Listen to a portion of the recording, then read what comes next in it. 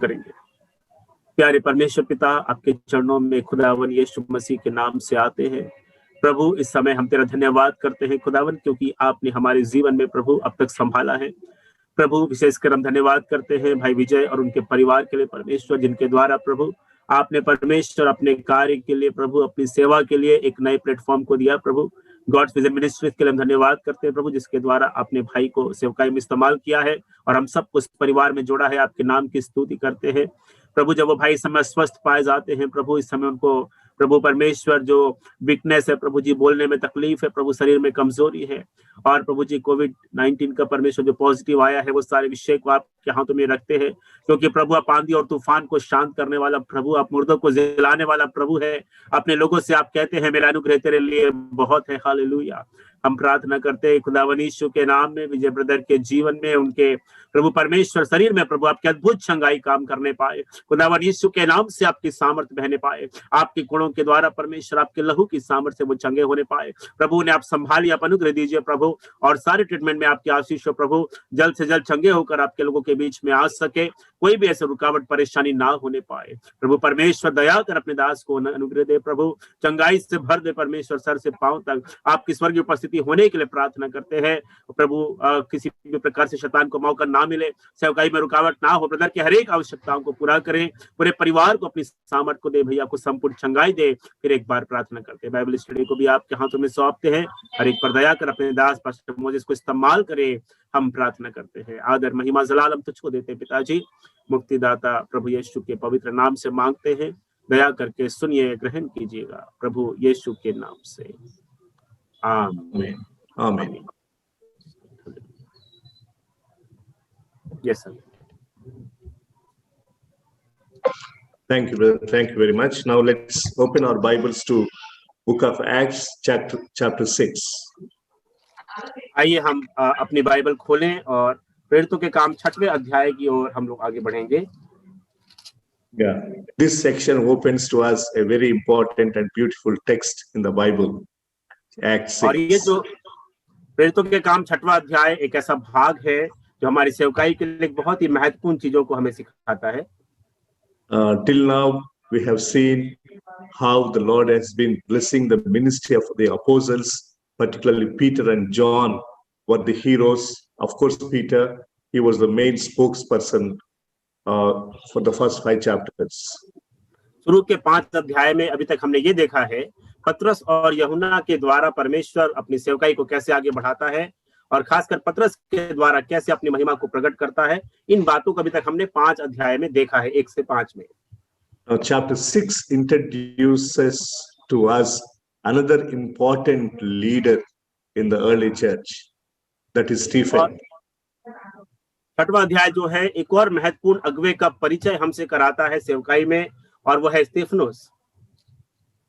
Stephen has a special place in the church.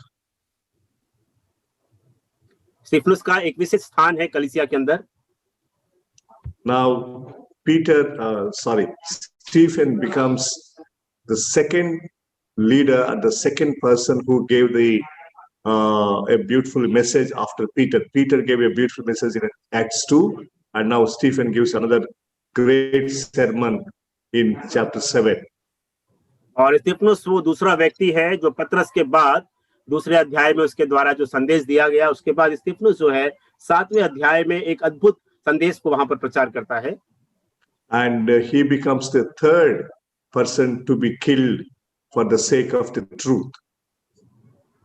और वो ऐसा तीसरा व्यक्ति बनता है जो प्रभु की सेवकाई के लिए, सत्य के लिए वो शहीद होता है। The first person was John the Baptist, who was killed because of the truth, and the second person was the Lord Jesus Christ, who was killed on cross for the truth, and now it is Stephen, the third person who was killed for the sake of the truth. पहला व्यक्ति जो प्रभु यीशु मसीह के सेवकाई के लिए शहीद हुआ वो था यूहन्ना बपतिस्मा देने वाला, दूसरा व्यक्ति स्वयं प्रभु यीशु मसीह, और सत्य के लिए शहीद होने वाला तीसरा व्यक्ति हम स्तेफनोस को पाते हैं यहाँ पर। But of course he is the first person in the church after the Lord Jesus Christ. When the church began, Stephen is the first person to be killed. लेकिन हम कलीसिया की स्थापना के बाद अगर देखें तो स्तेफनोस पहला व्यक्ति था जो शहीद हुआ, अगर हम कलीसिया की बात करें तो। And Stephen is also one of the deacons, early deacons. There were 7 deacons in the early church, and Stephen was one of them. और स्तिफनुस जो है 7 जो है अध्यक्ष जो है 7 सेवक है, उनमें से एक था, एक डीकन जो कहा जाता है, उस कैटेगरी में ये था। It's a blessing to study the life of Stephen from Acts 6th chapter and 7th chapter. और प्रेरितों के काम 6वें और 7वें अध्याय से स्तिफनुस के बारे में अध्ययन करना बहुत ही आशीष की बात हमारे लिए होगी। After these two chapters 6 and 7, the ministry of the gospel will go to Samaritans in chapter 8. इन 2 अध्याय 6 और 7 के बाद में यदि हम सुसमाचार की सेवा की बढ़ोतरी के बारे में देखेंगे तो सामरिया में प्रभु का वचन पहुंचा 8वें अध्याय में। And from Samaria it goes to the Gentiles in chapter 10 with the family of Cornelius. और यदि आगे हम और देखेंगे अध्याय 10 में कुरनेलियुस के परिवार ने अन्य जातियों के बीच में भी सुसमाचार पहुंचा इसके बाद, स्तिफनुस के बाद अगर हम देखें। So now we can say that Stephen's ministry in 6 and 7 is like the concluding event of the ministry to the Jews. और 6वां 7वां अध्याय में स्तिफनुस की सेवा जो है वो सेवकाई जो यहूदियों के बीच में किया गया उसका समापन कार्य के रूप में है। Because till 7th chapter we will see that Jews were given the gospel, and now 8th chapter onwards Samaritans and Gentiles will be given the gospel. क्योंकि 7वें अध्याय तक हम देखते हैं यहूदी लोगों को सुसमाचार सुनाया गया, 8वें अध्याय से सामरी लोगों को और फिर अन्य जातियों में सुसमाचार पहुंचा। We need to remember the key verse or theme verse of the book of Acts, that is 1:8. प्रेरितों के काम पहला अध्याय उसके 8 वचन को याद रखना है, जो पूरे प्रेरितों के काम का मुख्य संदेश है या चाबी है उसकी। Verse 8 says, you need to wait in Jerusalem for the Holy Spirit to come upon you. When he comes upon you, you will receive power, and then you will be my witnesses in Jerusalem, Samaria, and to the ends of the world. और प्रभु यीशु मसीह ने अपने चेलों को आज्ञा दिया था यरूशलेम में ठहरे रहना जब तक पवित्र आत्मा तुम्हारे ऊपर ना आए, और जब वो पवित्र आत्मा आएगा तुम सामर्थ पाओगे, यरूशलेम, यहूदिया, सामरिया और उसके बाद जगत के छोर तक मेरे गवाह होगे। ये प्रभु यीशु मसीह का आदेश था। So Jerusalem and Judea, there are Jewish places, Jewish ministry among Jews. और यरूशलेम और यहूदा जो है वो यहूदी स्थान है जहां पर सेवकाई किया गया। Samaria and the ends of the earth is different, Gentiles and beyond. और सामरिया और जगत के छोर वाली जो बात है वो अन्य जातियों के बीच सेवकाई के बारे में बात करता है। But the way Stephen is introduced to us in the church or in the scripture is very interesting in 6th chapter. लेकिन जिस प्रकार स्तिफनुस का परिचय कलीसिया में दिया गया उसे जानना बड़ा ही रुचिकर है। Verse 1, please read, brother. हम 6 अध्याय का पहला वचन पढ़ेंगे। उन दिनों में जब चेलों की संख्या बहुत बढ़ने लगी तब यूनानी भाषा बोलने वाले इब्रानी भाषा बोलने वालों पर कुड़कुड़ाने लगे कि प्रतिदिन की सेवकाई में हमारी विधवाओं की सुधि नहीं ली जाती। There seems to be a problem in the church, in the fellowship, early church. और यहाँ पर हम उस आरंभिक कलीसिया में एक समस्या को उठता हुआ पाते हैं। The problem was because the number was growing. और समस्या ये थी कि संख्या बहुत ज्यादा बढ़ गई थी। Yeah, it's very interesting to see that when the number was growing, there seems to be a problem in the church. और ये जानना बहुत ही अद्भुत बात है कि जब कलीसिया में विश्वासियों की संख्या बढ़ती है तो समस्या का आना शुरू हो जाता है। It is an interesting thing, and it's an interesting exhortation and caution for all of us as leaders to bear this in mind. हम सब के लिए, खासकर प्रभु के सेवकों के लिए जानना जरूरी है और सावधान रहना है कि जब कलीसिया में संख्या बढ़ती है तो नई नई समस्याएं आना भी शुरू होती है। Whenever the number is growing, there will be problems. जब संख्या कलीसिया में बढ़ेगी तो समस्या का आना शुरू होगा। That's what we as leaders need to remember. Pastors, leaders need to remember. हम अगुवों को इस बात को, सेवकों को इस बात को याद रखना बहुत ही जरूरी है। We don't know how and why the problems will come, but they will come. Problems will come. हमें नहीं मालूम समस्या कैसे और कहां से आएगी, लेकिन समस्या जरूर आती है। Here the problem is very small thing. It is about the food issue, serving the tables. और यहाँ पर जो समस्या है कोई बहुत बड़े विषय पे नहीं है, ये भोजन देने के बारे में, भोजन को बांटने के बारे में इस प्रकार की एक समस्या है। At this point of time, we need to remember that in the early church, every meal was the Lord's Supper for them. That they used to call it Lord's meal. और हमें ये याद रखना है उस समय, इस समय तक प्रतिदिन जो भोजन होता था उसे प्रभु भोज हम जो कहते हैं, उस प्रकार से हर एक भोजन को लिया जाता था। Yes, after having meals, regular food and all, they used to break the bread and have communion wine, and after every meal they used to have the communion. Those days, early church. और उस आरंभिक कलीसिया में जब भी लोग भोजन करते थे तो वो घर नहीं चले जाते थे, लेकिन उसके बाद रोटी तोड़ते थे, दाखरस लेते थे, प्रभु भोज भी उसके बाद जरूर होता था। So that's why we read in every house churches, they used to meet at every house. They used to have house churches and they used to have communion at house churches. और इसलिए हम कई घरेलू कलीसियाओं के बारे में पढ़ते हैं जहां पर प्रभु भोज होता था, रोटी तोड़ते थे, ये हमने पिछले अध्यायों में पढ़ा है। And secondly, we also need to remember, we mentioned it earlier, many people came to Jerusalem, and there were many number of people from different places, and they were all at Jerusalem. And that was the reason why Barnabas had to sell away his property so that they would have money to feed all these people. So having food is very common thing. तो हमने यहाँ पर पहले भी तीसरे अध्याय में इस बात को देखा था बरनबास के बारे में कि बहुत सारे लोग यरूशलेम में आए हुए थे और विश्वासियों की संख्या बढ़ गई थी, इसलिए बरनबास को अपनी जमीन बेचनी पड़ी थी, क्योंकि सारी आवश्यकताएं, खासकर जो खाने पीने की आवश्यकताएं हैं, वो पूरी हो पाए कलीसिया के विश्वासियों की। So let us keep these two backgrounds in mind, that they were all having regular food because of many number of people were there, and secondly they were also having communion at the end of the meal. तो इन दो बातों को याद रखें। पहली बात, प्रतिदिन वहां पर भोजन की समस्या थी, दूसरी बात, भोजन के बाद जो है प्रभु भोज भी दिया जाता था। इन दोनों चीजों को याद में रख के हम आगे बढ़ेंगे। And now there are two group of people here, people speaking Hebrew and people speaking Greek, two different groups of people. अब यहाँ पे दो प्रकार के लोगों का वर्णन है, एक जो यूनानी यानी कि यूनानी भाषा बोलने वाले, दूसरे इब्रानी भाषा बोलने वाले। So those people, Greek speaking people are those who came from outside Jerusalem, because those people who were in Jerusalem were always speaking Hebrew. तो यूनानी भाषा बोलने वाले लोग कौन है? जो यरूशलेम के बाहर से आए हुए हैं, क्योंकि यरूशलेम में है वो इब्रानी भाषा का प्रयोग करते हैं यहाँ पर। So there was a problem between locals and non-locals, and problem because of the language, Greek people and Hebrew people. तो जो स्थानीय लोग हैं और बाहर से आए हुए लोग हैं, या उनके भाषा के आधार पर यहाँ पर एक समस्या जो है वो खड़ी हो जाती है। So the problem seems to be these people were looked down upon by other people. That was the complaint. और यहाँ पर जो शिकायत ये है कि यूनानी भाषा बोलने वाले जो है उनकी स्तुति, उनके विधवाओं की स्तुति नहीं लिया जाता, उनको नीचा देखा जाता है, या भेदभाव होता है, ये यहाँ पे शिकायत आती है। So you see, when you think of or when you look at this issue, it's very very interesting to observe that even these days, today or nowadays, we also have such feelings for those differences. और आज भी ये देखना रुचिकर होगा कि आज की कलीसियाओं में भी हम इसी प्रकार की समस्याओं को आज देखते हैं।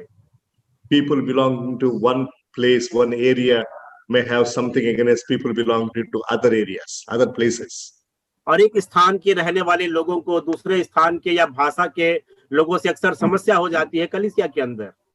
And simple example is, I can say, people North India and South India. सीधा सा उदाहरण है, जो दक्षिण भारतीय लोग हैं और उत्तर भारत के लोग हैं, उनके आपस में कई बार बहुत समस्या हो जाती है। And people from North India may think that people from South India are dominating them. और उत्तर भारत के लोग सोचते हैं कि जो साउथ इंडियन है, दक्षिण भारत के लोग बिल्कुल दबाने वाले लोग हैं, ऐसा उनको लगता है। So this Madrasi people or South Indians are always occupying the positions and leadership. That's what North Indians may feel.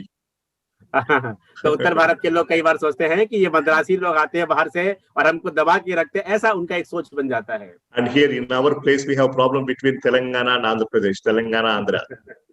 और जो साउथ में आप जाएंगे तो तेलंगाना और आंध्रा के बीच में आपस में भी इस प्रकार की तकरार है। So like that, you can go on many kinds of problems and many kinds of differences between two groups of people. और इसी प्रकार से कई सारे मतभेद हैं, अलग अलग भाषा या अलग अलग संस्कृति के लोगों के बीच, जो कलीसिया में आते हैं उनके बीच की बात चल रही है। So what we need to understand here is somehow Satan may create some sort of differences between people. That's what we need to basically understand. और यहाँ पर हमें मुख्य रूप से जो बात समझना ये है कि शैतान जो है प्रभु के लोगों के बीच में कोई ना कोई भेदभाव खड़ा करने की या दीवार खड़ा करने की कोशिश करता है। So please keep it in mind. As leaders in the beginning, I already mentioned, as number is growing, as ministry is growing, problems will be there. Problems are bound to exist. Let us bear that basic principle in our minds as leaders. और जैसा प्रभु के दास ने पहले ही बताया, जब कलीसिया में संख्या बढ़ेगी तो निश्चित रूप से समस्या भी आएगी, उसके लिए हमें मानसिक रूप से तैयार रहना है। Now let us see how the leaders have solved the problem or approached the problem. अब देखिए यहाँ पर जो अगुवे थे, वहां पर प्रेरित थे, उन्होंने किस प्रकार समस्या का समाधान ढूंढा, कैसे उसका सामना किया, उस बात को हम जानेंगे। Verse 2.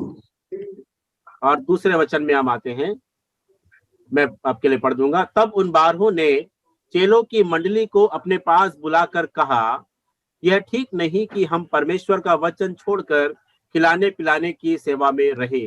I am really praising God for this verse 2, for the way the leaders have taken initiative to address the problem. और जिस प्रकार से अगुवों ने यहाँ पर कदम बढ़ाया या निर्णय किया, उसके लिए परमेश्वर का मैं धन्यवाद करता हूँ, कैसे उन्होंने इतनी बड़ी समस्या का सामना किया। Sometimes what some leaders will do is they will ignore the problem. They will behave as if there is no problem, even though there is a problem. कई अगुवे क्या करते हैं ऐसी समस्या में कि समस्या को बिल्कुल नकार देते, कहते कोई समस्या नहीं है, समस्या की बात ही मत करो। कई बार ऐसा किया जाता है। They will give you a picture as if nothing is happening, everything is all right, सबसे like a kind of thing. और कई बार वो ऐसा दिखाते कुछ भी गड़बड़ी नहीं है, समस्या वाली कोई बात ही नहीं, सब सही चल रहा है, ऐसा प्रदर्शित करते हैं। But the apostles and the leadership in the early church, they did not do that. They realized and they accepted and they started solving the problem. They admitted that there is a problem, they realized that there is a problem, and they started addressing the problem. लेकिन आरंभिक कलीसिया के प्रेरितों ने ऐसा नहीं किया। उस समस्या है करके उन्होंने स्वीकार किया, उस समस्या को माना और उसके समाधान के लिए कदम भी उन्होंने उठाया। It is always important because, suppose if you leave it like that, if you think that there is no problem and everything is okay, the problem will become only big. देखिए, बहुत जरूरी है कि हम समस्या का समाधान ढूंढे, क्योंकि अगर हम कहेंगे कि समस्या को हम इनकार कर दे या उसको ध्यान ना दे, वो समस्या और बढ़ती जाएगी। Probably there could be a big division between Greek-speaking Christians and Hebrew-speaking Christians. There could be two division in the church. और हो सकता है इस समस्या का सामना अगर नहीं किया जाता, कलीसिया के अंदर इब्रानी भाषा बोलने वाले और यूनानी भाषा बोलने वाले दो चर्च में वो बढ़ सकता था, वो जो कलीसिया था। But apostles did not allow that to happen. They started doing something about the problem. लेकिन जो प्रेरित थे उन्होंने इस बात के लिए मौका नहीं दिया, उन्होंने कुछ ऐसा कार्य किया कि कलीसिया विभाजित ना हो। So leaders, please, pastors, leaders, don't keep quiet when there is an issue. It will become more bigger problem and it will also lead to divisions if you don't do anything about it now, today. तो जो अगुवे लोग हैं, आप कृपया ध्यान दें, जब भी ऐसा कोई समस्या आता है उसको हम लोग नकार ना दे या उसको अनदेखा ना करें, क्योंकि वो समस्या आगे चलकर और भी बड़ी समस्या बन सकती है। So please do not maintain the status quo. Maintaining the status quo is not the solution. Maintain the status quo, as if nothing is there, as if everything is all right. That is called status quo. Okay, इस प्रकार का नजरिया ना रखें कि कोई समस्या नहीं है या अपने आप ठीक हो जाएगा, इस प्रकार का हम नजरिया ना रखें समस्या के प्रति। So now let us see, look at verse 2. They felt that it is good or it is not good to stop preaching God's word. और यहाँ पर हम दूसरे वचन में इस प्रकार से पढ़ते हैं, उन्होंने कहा कि ये अच्छी बात नहीं है कि हम परमेश्वर का वचन छोड़कर खिलाने पिलाने की सेवा में रहे। One commentator said they already were going towards serving the tables, keeping aside the word of God and preaching and prayer. They already did that as apostles, and they realized that it was a wrong thing that they did. Evaluation. They started assessing themselves and evaluating themselves. Once again, sir, I didn't get. Yeah, verse 2, they said, it is not good for us to serve the tables, keeping aside the preaching, the word of God and praying together. Okay okay, यहाँ पर देखिए प्रेरितों का निर्णय ये था, उनका जो नजरिया ये था कि ये अच्छी बात नहीं है कि हम परमेश्वर के वचन को छोड़कर उसके बदले खिलाने पिलाने की सेवा में व्यस्त हो जाएं। When they started evaluating the situation, they realized that they were already in that direction of neglecting the word of God. That is the first realization. Okay, पहली बात उन्होंने ये महसूस किया कि पहले से ही कलीसिया जो है वचन का जो है वो उसके प्रति में अनदेखापना या एक लापरवाही में लेती है कलीसिया जो है वचन। Actually, when they kept aside the preaching of God's word and praying, that is why the problems have come in the church. देखिए, जब उन्होंने प्रभु के वचन को सुनाना शुरू किया था और वो बढ़ना शुरू हुआ, तभी कलीसिया में समस्या आई है। So that commentator writes, there is a spiritual deficiency in the church. Spiritual priorities were kept aside. Okay, तो यहाँ पर जो टीकाकार है वो ये कहते हैं एक बार कमेंट्री में कि जो आत्मिक जो प्राथमिकता है उसको अलग कर दिया गया और खिलाने पिलाने की बात को ये लोग ध्यान दे रहे थे कलीसिया के अंदर। So the first thing that they observed, they noticed that we are already going towards serving the tables, which is not really good on our part. We should not have done that. तो पहली बात ये है, जो खिलाने पिलाने की सेवा जो चल रही थी वचन के अलावा वचन से ज्यादा, वो ठीक नहीं थी पहली बात तो। So thereby we realize that the apostles, instead of putting the problem on somebody else, putting the blame on somebody else, they first started checking about themselves, whether what we are doing is right or not. तो इससे पहले कि वो समस्या का समाधान करते, किसी और को उसके बारे में दोषी ठहराते, उन्होंने पहले देखा कि वास्तव में हम जो कर रहे हैं वो सही है या अभी तक हम जो कर रहे हैं वो क्या है, वो कैसा है। So that's what we always need to do. Whenever there are problems, we need to assess, we need to evaluate why things have become like this. तो पहले हमें इस बात को जानना है कि ये जो समस्या आई है उसके पीछे कारण क्या है, क्या परिस्थितियां हैं। Yeah, and the evaluation, the assessment started with them, with the apostles. The first thing, the first step. और प्रेरित जो है सबसे पहले जो जांच है, जो मूल्यांकन है, वो अपना शुरू करते हैं। सबसे पहले हम क्या कर रहे हैं उसके बारे में देखते हैं। And they said, for us, it is not good. वो कहते हैं हमारे लिए बिल्कुल भी अच्छी बात या ठीक बात नहीं है जो आप कह रहे हैं। We better not do this way. We better not do like this. They started correcting themselves. They started assessing themselves. They started evaluating themselves first. और वो अपने आप का मूल्यांकन करते हुए कहते हैं हमें इस प्रकार से नहीं करना है, या जो वचन की अनदेखा किया जा रहा है वो बात बिल्कुल भी हमें नहीं करना है। अपने आप को वो सही करते हैं पहले। I think this is a very good principle for leaders to adopt or for leaders to learn. When there is a problem, we need to check first ourselves instead of checking somebody else. और ये अगुवों को लागू करने वाली बहुत ही अच्छी बात है। इससे पहले कि हम दूसरों को न्याय करें या उनके बारे में बात करें, हम अपने आप को सही करें। Usually what we do whenever the problems come, we try to put blame on others. We try to find fault with others.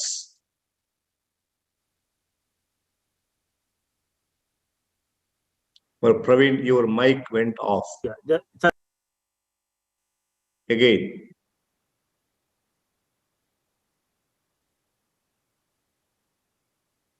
Actually, just a minute, sir. I am actually keeping the bottle there. No problem. No problem. I'm feeling no the problem. steam. Just a minute.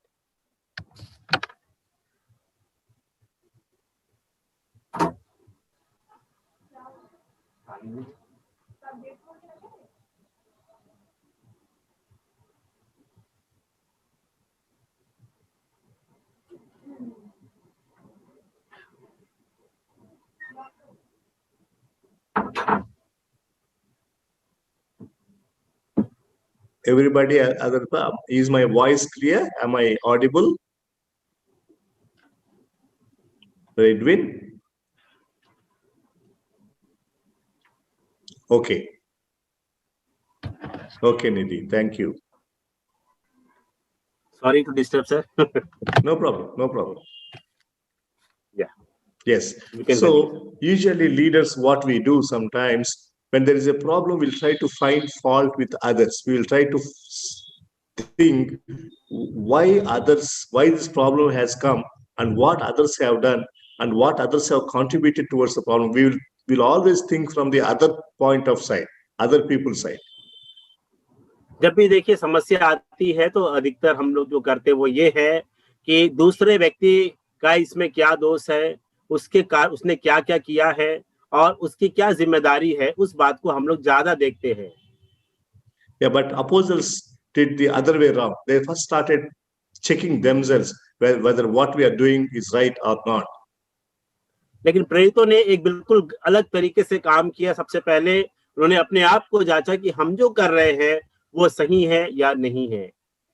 So the first thing that is the first step they took in solving the problem, checking themselves first. और पहला जो चरण है समस्या का समाधान करने का वो ये है कि हम अपने आप की जांच करें. And the second thing that they did towards solving the problem is they started putting trust and faith in others. और दूसरा काम उन्होंने ये किया कि उन्होंने अपने विश्वास और भरोसे को दूसरे विश्वासियों पर रखना शुरू किया. See, the solution to the problem is there should be some people who should be serving the food.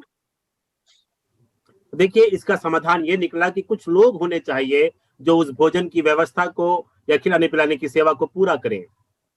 And the leadership thought, the apostles thought, instead of we ourselves doing this, let us give this responsibility to somebody else who can do it. और प्रेरितों ने इस बात का निर्णय किया कि इसके बजाय हम इस काम को करें, हमें कुछ लोगों को भरोसा करके चुन लेना है ताकि वो लोग इस काम को अच्छे से पूरा कर सके. That's where we see that they started trusting in the abilities of other people in doing the job. और यहाँ पर हम देखते हैं वो दूसरे विश्वासी भाइयों के ऊपर वो भरोसा करने लगे उनकी योग्यता के ऊपर में. And they gave this responsibility to some 7 people who can do a better job. और कुछ 7 लोगों को ये जिम्मेदारी दिया गया जो इस काम को भली भांति कर सके. Could you see the point here? Sometimes what we think, our leaders think, they only have to do everything. They only can do a better job. They only can do a correct thing. Others cannot do. That's the mindset of the leaders. और कई बार अगुवों की मानसिकता ये होती है कि वही सारे काम कर सकते हैं, बेहतर तरीके से कर सकते हैं, दूसरे नहीं कर पाएंगे, ऐसा विचार उनके मन में आ जाता है. But the apostles teach us here, when there is a problem, leave that problem to somebody. Give that responsibility to somebody. They will also do a good job, sometimes better job than you and me. और कई बार हमें ये सीखना है कि जब समस्या आती है तो कुछ जिम्मेदारियां हमको जो है नए लोगों को, दूसरे लोगों को देना है. कई बार वो हमसे भी बेहतर तरीके से उस काम को कर सकते हैं. हमें भरोसा रखने की जरूरत है. Trust somebody, put your faith on somebody and entrust the work to those people. और किसी पर भरोसा करना और उनको जिम्मेदारी को सौंपना, ये इस समस्या का एक बहुत अच्छा समाधान है. And don't interfere in their work again. Yes. Don't interfere. You give them that responsibility and let them do. और जब उन्हें उस काम को सौंपा जाए तब इस बीच में दखलंदाजी या रोक टोक ना करे उस काम में. And they will do a better job. They will do a good job. Trust them. Believe in their capability. Believe in their ability, and give them responsibilities.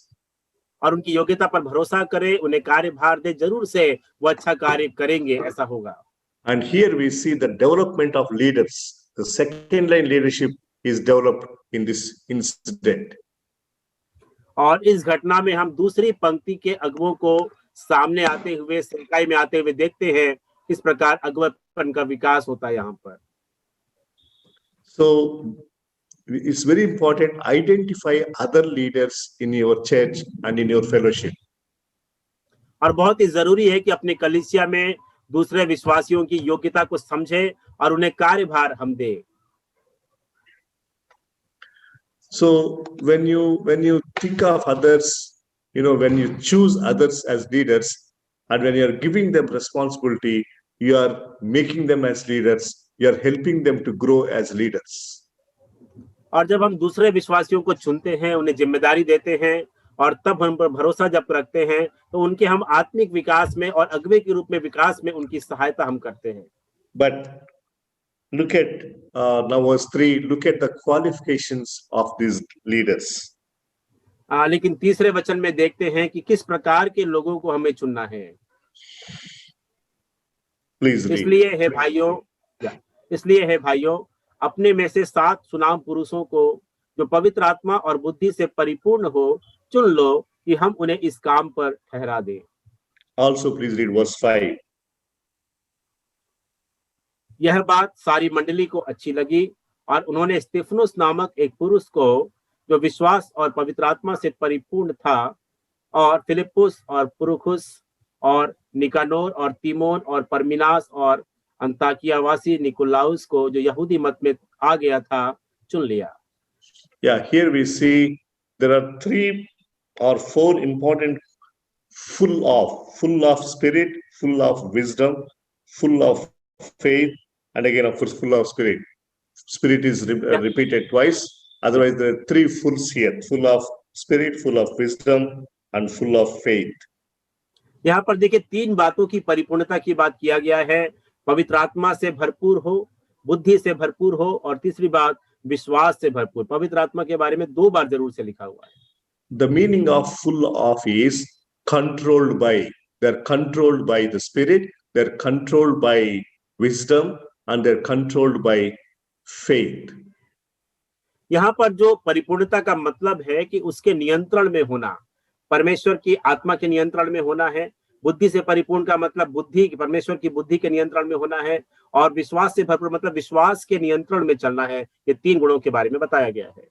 So they're controlled and led by the spirit and wisdom and faith. These are the 3 parameters. और वो पवित्र आत्मा, बुद्धि और विश्वास के द्वारा नियंत्रित किए गए, उनके द्वारा अगुवाई में चले। ये 3 मुख्य बातों को पैमाना यहाँ पर बताया गया है। And it will be another interesting thing for us to observe that these are the same qualifications both for apostles and for deacons as well. और यहाँ पर यदि हम देखेंगे तो प्रेरितों के लिए भी यही गुण मांगा गया था, और डीकन्स के लिए, सेवकों के लिए भी वही गुण मांगा गया। अलग अलग बात नहीं की गई है।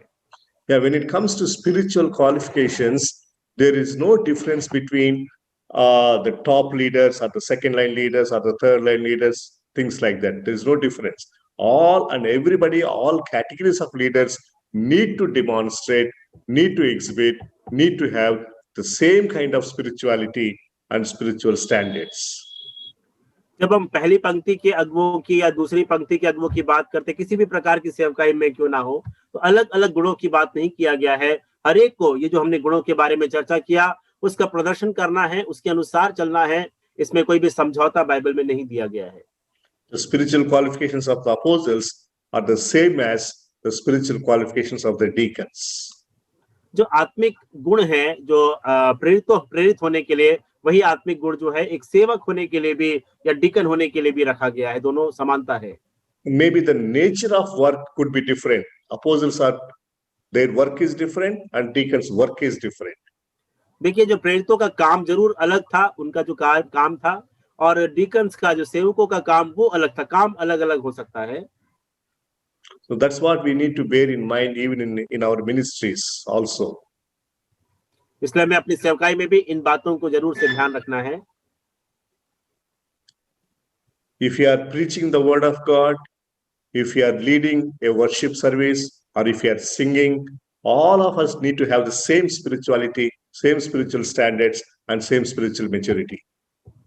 हम कलीसिया में, चाहे हम प्रचारक हो या खाना बनाने वाले हो, गाना गाने वाले, कोई भी क्यों ना हो, अगर हम कलीसिया में हैं तो उसी आत्मिक गुण को हमें बना के रखना है। उसी समानता में एक समान आत्मिक स्तर हमारा होना है। अलग अलग बिल्कुल only our calling and our gifting is different. Maybe you're called to sing, maybe you're called to lead, maybe you're called or you're gifted to do different things. Your giftings or your callings could be different. That's all.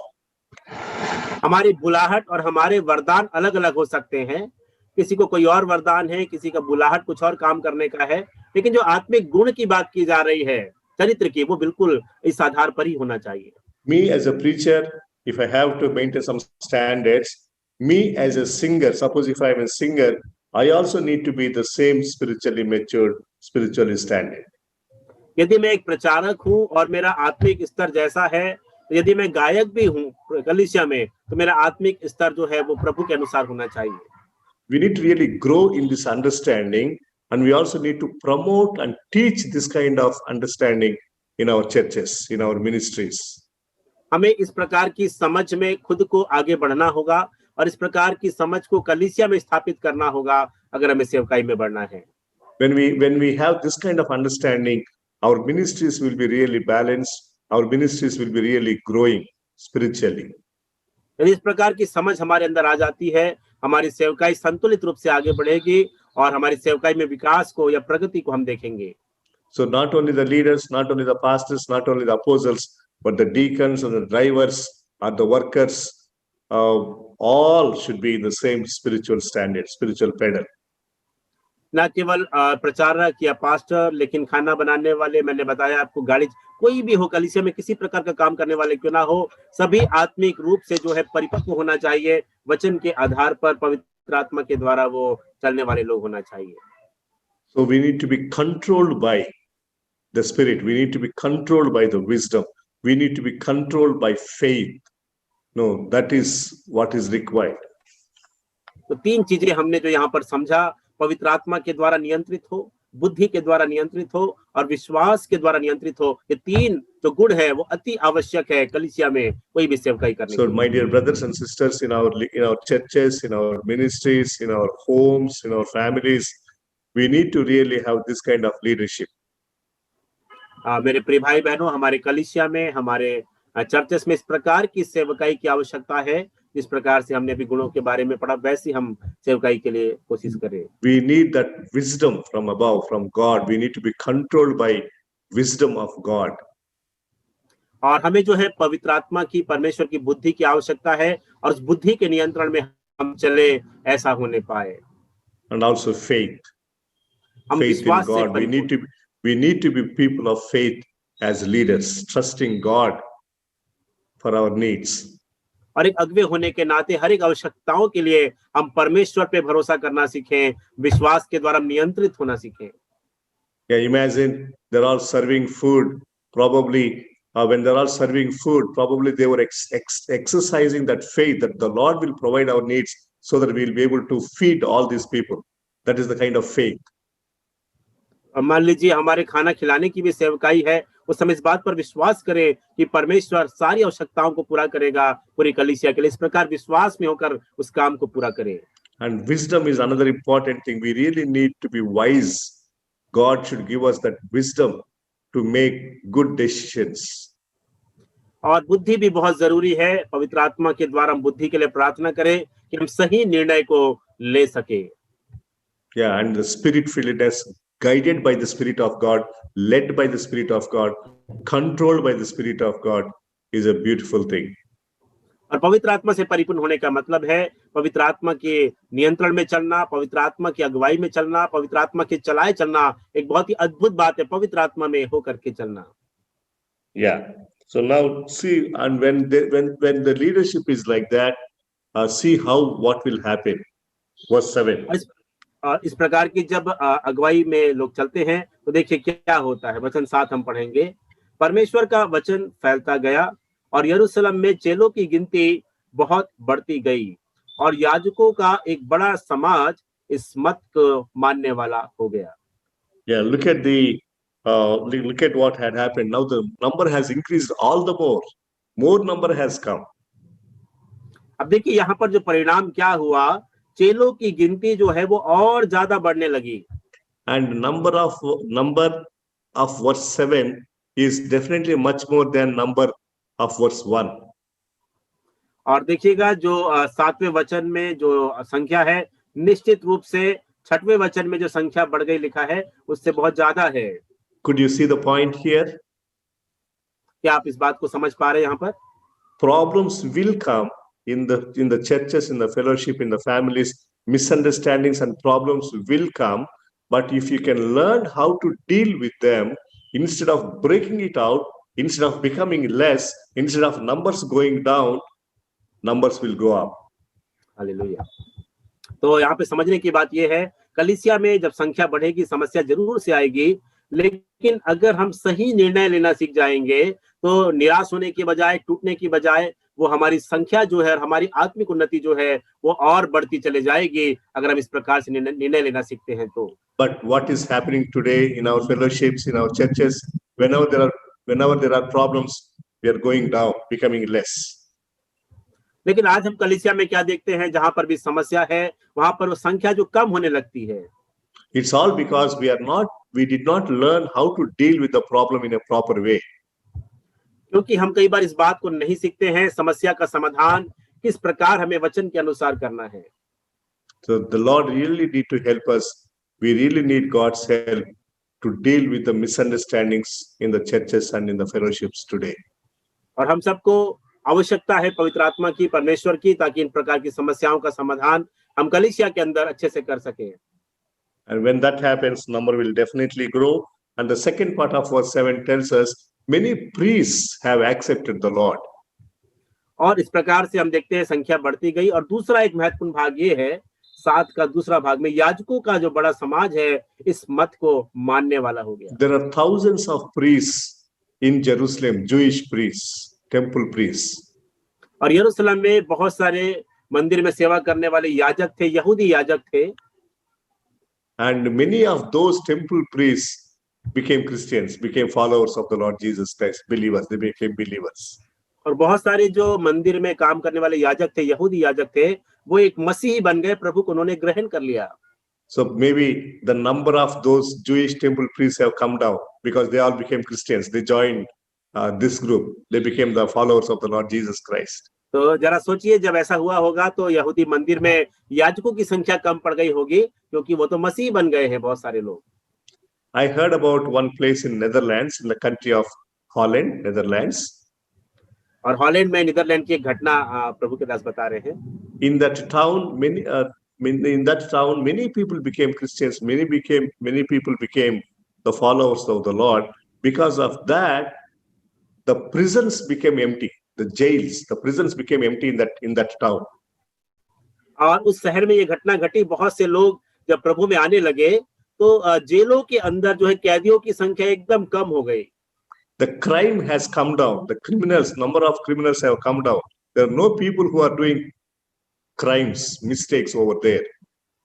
और अपराध जो है बहुत कम होने लगे और जो cases है वो भी एकदम कम हो गए। So prisons became empty. No prisoner, no one in the jail. No one to be put in the jail. जब भी कोई अपराध ही नहीं हो रहा है तो कोई भी जेल में नहीं डाला जा रहा, जेलें बिल्कुल खाली हो गई वहां पर। And the police people did not have much work. Police stations and police staff have no work. और पुलिस स्टेशन के जो स्टाफ है उनके लिए कोई भी काम नहीं बचा। And the police people were diverted, and they were transferred to different departments. और जो पुलिस के लोग हैं विभिन्न विभागों में उनका स्थानांतरण कर दिया गया।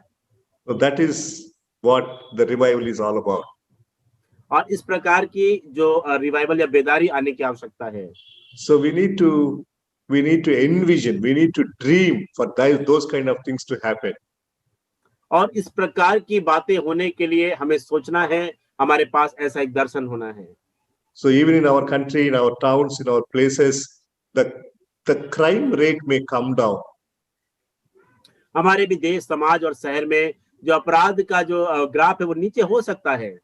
So many people, those people who are selling drugs or drug addicts, may become the followers of the Lord, so that the drug activity may come down. और देखिए बहुत से लोग जो नशा करते हैं या नशे की चीजों का सेवन करते हैं, उनकी संख्या बहुत ज्यादा कम हो सकती है अगर हम इस प्रकार से करें तो। Many murderers and those people who are doing in violent things may become the followers of the Lord, so that the rate of violence may come down. बहुत से झगड़ा करने वाले, हत्या करने वाले लोग जो है प्रभु यीशु मसीह में आ सकते हैं, और इस प्रकार जो हिंसा है वो शहर में एकदम कम हो सकती है। May many thieves and robbers may become the followers of the Lord Jesus Christ, so that the number of thieves and the number of robbers may come down. बहुत से चोर और डाकू प्रभु यीशु मसीह में आ सकते हैं। इस प्रकार चोरी और डकैती की जो घटनाएं हैं वो बिल्कुल कम हो सकती हैं। Many prostitutes may become the followers of the Lord Jesus Christ, so that the prostitution activity may come down. और बहुत सी वैश्याएं प्रभु में आ सकती है ताकि वैश्यावृत्ति के जितने भी काम हैं वो बिल्कुल कम हो सकते हैं। And we can go on saying like that. और इस प्रकार से बहुत सी बातें हम समझ सकते हैं, बात कर सकते हैं। So the many temple priests believed in the Lord Jesus Christ and they started following the Lord. और बहुत से मंदिरों में जो याजक थे वो प्रभु यीशु मसीह को ग्रहण किए और उसको मानना शुरू किया। Verse 8 tells us that, no, please read verse 8. और वचन 8 हम लोग पढ़ेंगे जहां इस प्रकार से लिखा है, स्तेफनोस अनुग्रह और सामर्थ से परिपूर्ण होकर लोगों में बड़े बड़े अद्भुत काम और चिन्ह दिखाया करता था। Yeah, you will see that many wonderful signs and miracles had been performed by Stephen and others. और स्तिफनुस के बारे में पढ़ते हैं कि उसके द्वारा अद्भुत काम और चिन्ह और चमत्कार जो है हुआ करते थे। You will notice that so far only miracles were done by apostles, Peter, John, and only apostles. देखिए अभी तक हमने देखा जो चमत्कार है, अद्भुत काम जो है केवल प्रेरितों के द्वारा अभी तक हुआ करते थे। Now for the first time we will see that even miracles were held, miracles were taken place even by Stephen, who was not an apostle. Stephen was not an apostle. और पहली बार हम देखते हैं कि ऐसे व्यक्ति के द्वारा जो प्रेरित नहीं है, स्तिफनुस जो है, उसके द्वारा भी चिन्ह और चमत्कार होना शुरू होते हैं। That is the interesting thing that we need to observe. God started blessing the other line, second line of leadership to do such miraculous things. और यहाँ पे परमेश्वर ने आशीष दिया कि दूसरी पंक्ति के जो अगुवे हैं उनके द्वारा भी अद्भुत काम और चमत्कार शुरू हो। Yeah, when we really follow the Lord, when we are controlled and led by the Spirit, the wisdom and faith, this is what will happen. The Lord will empower us to do greater things. जब हम पवित्र आत्मा, बुद्धि और विश्वास के द्वारा नियंत्रित किए जाएंगे तब निश्चित रूप से इस प्रकार की सेवकाई हमारे जीवन से होगी।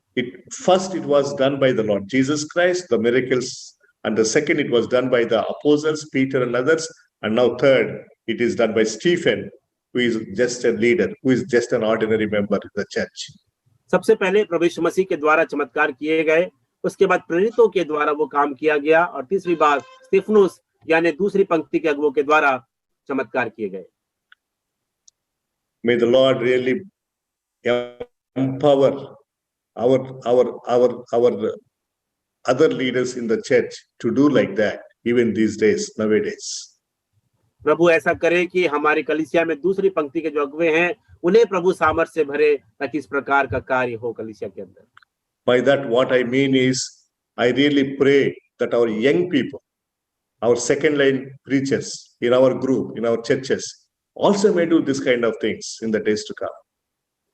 और मेरी ये प्रार्थना है हमारी कलीसिया में जो जवान लोग हैं, दूसरी पंक्ति के लोग हैं, उनके द्वारा इस प्रकार का काम हो आने वाले समय में। I am really encouraging you, suggesting you, or requesting you that you encourage your young people, your other leaders to do great things for the Lord. और आपसे मेरा निवेदन है, विनती है कि आपके जो लोग हैं, जवान हैं, उनको उत्साहित करें कि प्रभु के लिए हम इस प्रकार से चलें और इस प्रकार की सेवकाई हो सके। Give them opportunities, give them responsibilities.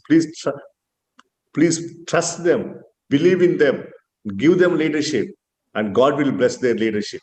और जो जवान लोग हैं या नई पंक्ति के लोग हैं, उन्हें कुछ जिम्मेदारी दे, कुछ कार्यभार दे, उन पर विश्वास करें और ताकि वो लोग कुछ कार्य करना प्रभु के लिए शुरू करें। Don't think that you alone can do everything and you alone don't try to do everything. Please don't do that. और ये मत सोचे कि मैं ही अकेले सब कुछ कर सकता हूँ और कभी भी अकेले हम इस प्रकार से आगे बढ़ने की कोशिश ना करें। When there was a problem in the early church, they got an opportunity to identify other leaders and entrust to them some responsibilities. That is how the leadership will grow. और जब कलीसिया में समस्या आई तो उन्होंने कुछ लोगों का चुनाव किया जो समस्या में जिम्मेदारी को निभा सके। इस प्रकार से नए अगुवे जो है उनके द्वारा सेवकाई शुरू हुआ। Please allow the leadership to grow in your churches and in your families, in your fellowships. और हमारे संगति में, हमारे कलीसिया में नए अगुवों को मौका दे, किस प्रकार वो भी सेवकाई कर सके। Otherwise, the leadership will die with you. If you die, and the leadership will die, and that's the end of it. Please don't allow that to happen. नहीं तो क्या होगा, अगर आपकी मृत्यु हो जाती तो आपकी जो परिकलिसिया है, जो अगुवापन है, वो भी खत्म हो जाएगा। ऐसा हम कभी भी ना करें कि अपने आप से ही हम केवल हम ही हैं, हम ही सेवकाई करें, ऐसा ना हो। Yes, exactly. As Moses did in the Old Testament, we need to learn to entrust to somebody the leadership. That's very important. और इस प्रकार से हम बाइबल में भी देखते हैं कि जिस प्रकार मोसेस ने किया था, एक अगुवापन किसी व्यक्ति को हम सौंप करके जाए, किसी ना कोई हमारे पीछे कोई व्यक्ति हो। So now we will see from verse 9 onwards how the leaders there, the Sanhedrin or the other priests have done to Stephen. वचन 9 से हम लोग जब देखेंगे, 8 से देखेंगे, तो अन्य लोग जो थे, महासभा के लोग और यहूदी लोग, उनका क्या प्रत्युत्तर था स्तिफनुस के कार्य के प्रति। Yes, the same thing how they did to the Lord Jesus, now they are doing the same thing even to Stephen. और यही काम उन्होंने प्रभु यीशु मसीह के साथ किया था, और इसी प्रकार का व्यवहार अब वो स्तिफनुस के साथ भी कर रहे हैं। First, they hired some false witnesses to testify against him. पहली बात उन्होंने क्या किया, झूठे गवाहों को खड़ा किया जो स्तिफनुस के खिलाफ बातें कर सकें। Second, they stirred up some people who are accused of attacking that he is violating the law of Moses. और दूसरा, ऐसे लोगों को खड़ा किया जो ये बात कहने लगे कि वो मूसा और परमेश्वर के व्यवस्था का विरोध करने वाला व्यक्ति है। And finally, they executed him. They killed him. और अंत में हम देखते हैं उसके खिलाफ लोगों को भड़काकर अंत में उसकी हत्या कर दिया गया। Yes, but the Stephen, as I said, he became the first person to be killed in the church. जैसा कि प्रभु के दास ने कहा, स्तिफनुस जो है वो कलीसिया के इतिहास में पहला व्यक्ति था जो शहीद हुआ। Yeah, let us read Exodus chapter 34, verse 29 to 30. Book of Exodus in the Old Testament, 34, 29 to 30. निर्गमन की किताब Please read. उसका 34 अध्याय और 29 से हम पढ़ेंगे। Yeah, please read. निर्गमन की किताब उसका 34 अध्याय में आपके 34, 29 onwards. Okay. 19 to 19, 20, 34th chapter. Yes. Verse from 19. 19 से 19 से ना? Yeah. 19, 20, verse 19 and 20, Exodus 34. Okay. 19 and 20. 19 और 20 हम पढ़ेंगे। हर एक पहिलौठा मेरा है, और क्या बछड़ा क्या मेमना, तेरे पशुओं में से जो नर पहिलौठे हो वे सब मेरे ही हैं। गधी के पहिलौठे के बदले मेमना देकर उसको छुड़ाना, यदि तू उसे छुड़ाना ना चाहे तो उसकी गर्दन तोड़ देना। परंतु Praveen, I'm sorry. Verses 29 and 30, not 19, 20, 29, 30. Okay, 29 और 30 है, ध्यान देंगे, 19 और 20 नहीं है, 29 और 30।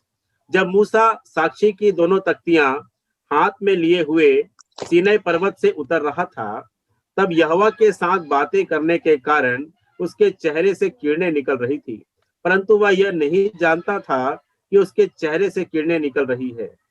जब हारून और सब इस्राएलियों ने मूसा को देखा कि उसके चेहरे से किरणें निकल रही है, तब वे उसके पास जाने से डर गए। Yeah. So why we have read this is because they were complaining in verse 11, 6th chapter, verse 11, that he was speaking against Moses and against God.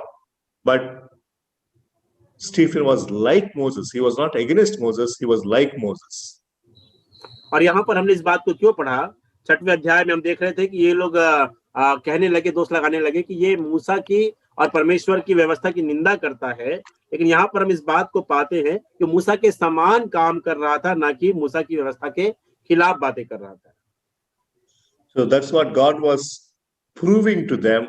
They had to realize that those people who follow the Lord are not against the law, but they are actually following the law. They are like Moses.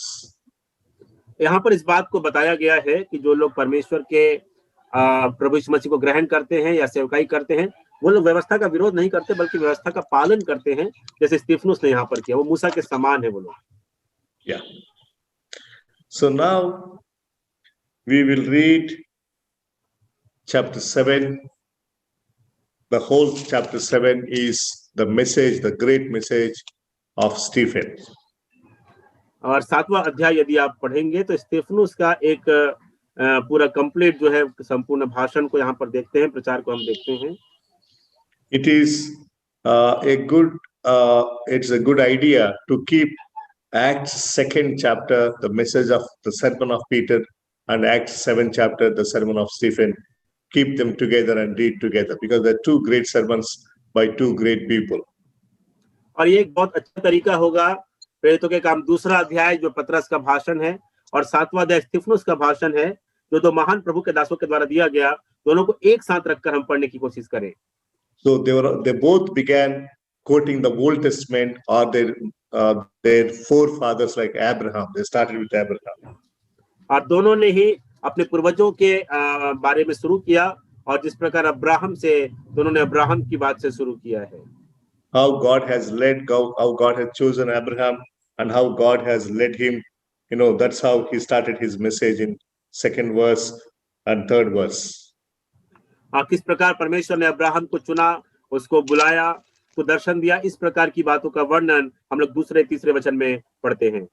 One observation we'll make in verse 2, he is speaking about the God of the glory, and in his ending he is speaking about the glory of God.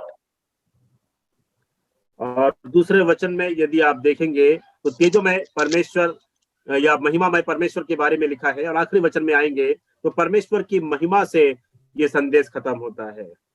Yeah, you will clearly see that he was speaking about God of Abraham, and he mentioned God of glory, and in verse 55 he says glory of God.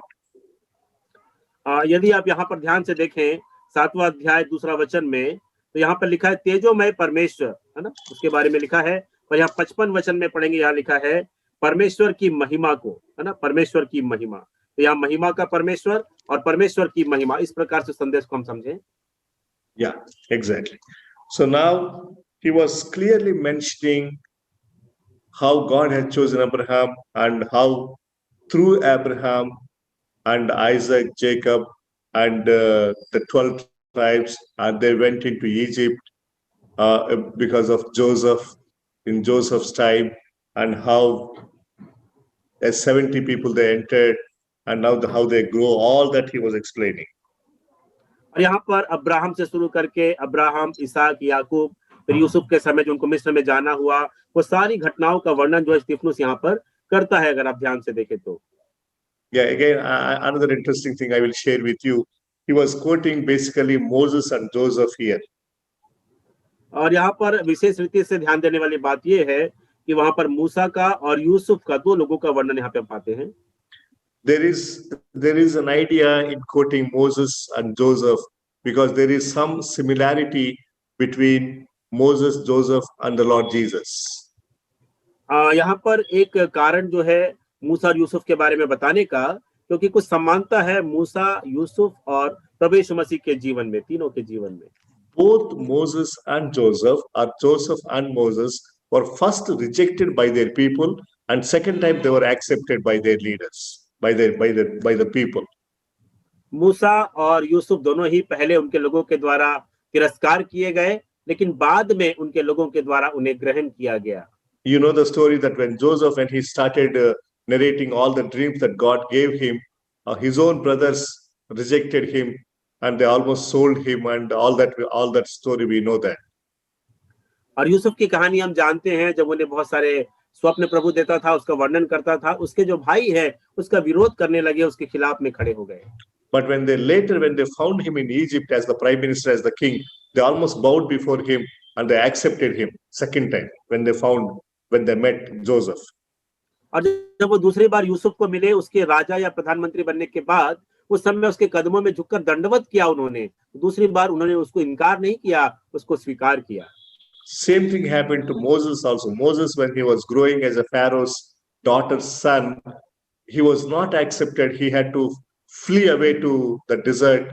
But when he came second time they accepted him as a leader. Under his leadership, they all came from Egypt to Canaan. They started their journey. और मूसा के साथ भी यही घटना घटी। जब उसने पहली बार प्रयास किया अपने लोगों को छुड़ाने का, उसको लोगों ने बिल्कुल साथ नहीं दिया, उसका तिरस्कार किया। लेकिन जब दूसरी बार हम देखते हैं, yes yes, So first time rejection, second time acceptance. और पहली बार तिरस्कार मिला, दूसरी बार उसको समर्थन मिला। And now same thing is happening with the Lord Jesus Christ. When the Lord Jesus Christ first time as a Messiah, his people rejected him. They put him to death. They stoned him. They crucified him on the cross. यही चीज प्रभु यीशु मसीह के साथ हुई। जब वो पहली बार इस संसार में आया, उसके अपने यहूदी लोगों ने उसका तिरस्कार किया और क्रूस पर उसको चढ़ने के लिए दे दिया। But the second time when he comes, then they're accepting him. They will accept him. लेकिन जब वो दूसरी बार आएगा, उस समय उसके लोग, जो यहूदी लोग हैं, उसको ग्रहण करेंगे, उसकी आराधना करेंगे। So we will read even in the book of Revelation that the Israelites and those people will have an opportunity to accept the Lord Jesus Christ. हम प्रकाशित वाक्य में भी पढ़ते हैं कि उस समय उन लोग जो विरोध किए थे या उनका इनकार किए थे, वो लोग उसको ग्रहण करेंगे। So that is the reason why Moses and Joseph was mentioned in Stephen's message. और यही कारण है कि मूसा और यूसुफ के बारे में वर्णन हम पाते हैं स्तिफनुस के भाषण में। So after preaching such a big message, such a sermon, they have not accepted him. और इस प्रकार के भाषण के बाद जो है, लोगों ने उसको बिल्कुल ग्रहण नहीं किया। So now finally we'll come to the death of Stephen in final verses of chapter 7. और 7वें अध्याय के अंत में जहां पर स्तिफनुस की हत्या की गई है, वो उस घटना को हम पढ़ेंगे। Yeah. So though he was a godly man, a spiritual man, a great leader, a great servant, they did not have that that grace to accept it. हालांकि वो प्रभु का एक महान दास हुआ, उसने अच्छी सेवकाई किया, लेकिन लोगों ने उसको नहीं जाना, परमेश्वर के अनुग्रह को नहीं पहचाना। Yes. So we need to be ready. No. Yes. We need to be ready, for any such eventuality like that. और इस प्रकार की किसी भी विषम परिस्थिति के लिए हमको तैयार रहना है, अगर हम सेवकाई में हैं तो। You and I may exhibit a very good spiritual standards. हो सकता है हमारा आत्मिक जीवन बहुत ही अच्छा हो, बहुत ही अच्छे स्तर का हो। But don't expect that everybody will accept you. ये उम्मीद ना करें कि हर लोग आपकी तारीफ करेंगे या आपको ग्रहण करेंगे। Expect that people may reject you. और ये उम्मीद करें कि लोग आपका तिरस्कार करेंगे। But we should not stop our message or our life.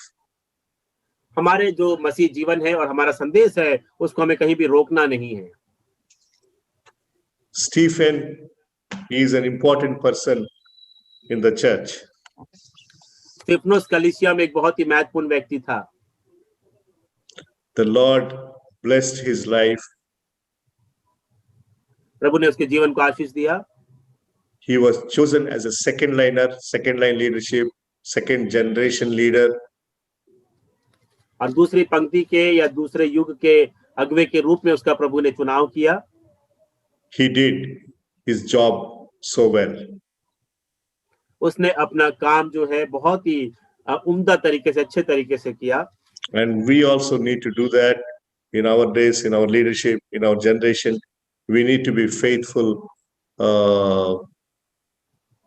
We need to be faithful in our calling. हमें भी स्तिफनुस के समान अपनी बुलाहट में, अपनी सेवकाई में, अपने मसीह जीवन में विश्वास योग्य बने रहना है। Yes. So today we have studied about Stephen. We'll continue on that. We'll also talk about other deacons like Philip. और हमने आज स्तिफनुस के बारे में सीखा है, उसके बारे में और भी हम बात करेंगे। उसके अलावा और भी जो डीकन्स है, फिलिपुस है, उसके बारे में हम बात करेंगे। Yeah, there are 7 people in the deacons over there. We will talk about them and we'll continue 7th chapter next time. और जो 7 डीकन थे जो चुने गए, उनके बारे में बात करेंगे। 7वें अध्याय में कुछ और बातों को हम लोग सीखेंगे अगले हफ्ते। We'll pray. हम प्रार्थना करेंगे। Yeah, I request Praveen to lead us in prayer. आइए हम प्रार्थना करें आज के संदेश के लिए, अपने जीवन के लिए दुआ करेंगे। Hallelujah, thank you Lord, thank you Lord, thank you Lord. प्यारे परमेश्वर प्रभु, हम आपके नाम की स्तुति महिमा करते हैं। खुदावन धन्यवाद करते हैं आज के सुंदर वचन जो आपके दास के द्वारा दिया गया। प्रभु सचमुच परमेश्वर, आपकी इच्छा कलीसिया के लिए, आपके अगुओं के लिए, आपके लोगों के लिए क्या है, आपने इस बात को बताया। प्रभु खुदावन, आपकी सेवकाई करने वाले लोग चाहे कोई भी हो, उनके अंदर प्रभु आपने 3 बातों को बताया प्रभु, कि पवित्र आत्मा के द्वारा चलाए गए हों, बुद्धि के द्वारा वो नियंत्रित किए गए हों, और विश्वास के द्वारा प्रभु वो चलने वाले लोग हों। प्रभु इस प्रकार आप स्तिफनुस के जीवन में इस बातों को दिया, हम आपको धन्यवाद करते हैं। इस प्रकार प्रभु में समस्याओं का समाधान करना है प्रभु, आपने उन बातों को सिखाया प्रभु, कि हम पहले अपने आप को जांचें प्रभु, हम दूसरों को दोष ना लगाएं, हम क्या करें इस बात को देखें, और हम दूसरों को प्रभु जिम्मेदारी देने वाले बने, दूसरों पर विश्वास करने वाले बने। ऐसे लोग प्रभु जो सुनाम है, ऐसे लोग प्रभु जो आपके अनुसार चलने वाले हैं, ऐसे लोगों को मौका दे। कलीसिया में प्रभु हम नए जो अगुवे हैं प्रभु, जिनको मौका नहीं मिला, ऐसे लोगों को हम जिम्मेदारी सौंप सके, ताकि उनके द्वारा आपका काम बढ़ने पाए। प्यारे परमेश्वर पिता, हम प्रार्थना करते हैं स्तिफनुस के समान प्रभु, हियाव के साथ आपकी सेवा करने वाले बने प्रभु, चाहे कोई भी परिस्थितियां क्यों ना आए प्रभु, उस परिस्थिति में खड़े होकर परमेश्वर पिता हम डट कर तेरी सेवा करने वाले बने। और परमेश्वर पिता, हम सचमुच प्यारे प्रभु यीशु के समान, जैसे प्रभु उसका इनकार किया गया प्रभु, हमारा इनकार कई बार किया जाएगा, परिस्थिति के लिए अपने आप को हम तैयार करें। प्यारे परमेश्वर, तेरे वचन के द्वारा तूने बातचीत किया है, एक बार फिर आपको धन्यवाद करते हैं, आपके दास के लिए धन्यवाद करते हैं। सुंदर बातें बताया गया, मूसा के बारे में, यूसुफ के बारे में, प्रभु यीशु मसीह से क्या संबंध था, उन सब बातों को हम सीखने वाले और उसके अनुसार प्रभु अपने जीवन को बनाने वाले हो सके। फिर एक बार हर एक लोगों को प्रभु जो इस प्रभु जी बाइबल अध्ययन में जुड़ते हैं, हर एक की सहायता करे, हर एक को बुद्धि समझ ज्ञान दे, आज के वचन के अनुसार हर एक व्यक्ति प्रभु आपकी उत्तम रीति से सेवा करने वाले बने, आप सहायता करें। प्रार्थना करते हैं विजय ब्रदर के लिए फिर एक बार प्रभु, खुदावन यीशु के नाम से अपने बेटे को आशीष और चंगाई दे प्रभु, खुदावन यीशु के नाम से हर एक प्रकार की जो निर्बलता और दुर्बलता उनके शरीर में है, यीशु के नाम में जाने पाए, ये बाइबल अध्ययन आगे बढ़ने पाए प्रभु, कोई भी रुकावट ना हो, आप दया करें प्रभु। फिर एक बार फिर सारे भाई बहनों को, मौजूद सर को, अपने आप को भी आपके नियंत्रण में सौंपते हैं, ये अध्ययन आगे बढ़ने पाए, नए नए लोग जुड़ने पाए पिता, आज जो नए लोग आए उन्हें भी लगातार इस अध्ययन में शामिल होने के लिए सहायता कर। हम सब तेरे वचन को लगातार पढ़ने वाले, मनन करने वाले, अध्ययन करने वाले, उसके अनुसार समर्पण करने वाले और सेवा करने वाले बने। धन्यवाद प्रभु आज के समय के लिए, उत्तम वचन के लिए। आदर महिमा जलाल हम आपको अर्पित करते हैं। धन्यवाद खुदावन, आपने प्रार्थना को सुना है। मुक्तिदाता और जल्द आने वाले प्रभु यीशु के नाम से प्रार्थना मांगते हैं, सुनिए, ग्रहण कीजिए पिताजी, यीशु के नाम। आमीन। आमीन।